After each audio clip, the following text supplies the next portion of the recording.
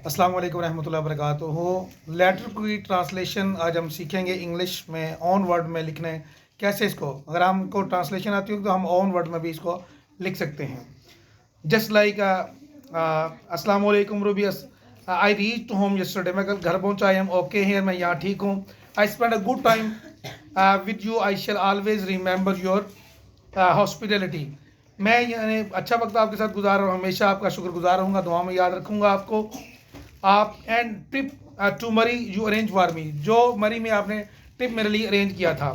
I am thanking full I am thankful to you and your parents, मैं आपको और आपके वालिदैन का शुक्रगुजार हूँ। फॉर दिस काइंड ट्रीटमेंट, इस मेहरबानी वाले रवैये के साथ, सलूक के साथ। माई पेरेंट्स विश, मेरे वालिदैन की ये ख्वाहिश है, मी थैंक यू, यानी कि आपको मैं मेरी तरफ से, उनकी तरफ से मैं थैंक यू कहूँ। Your parents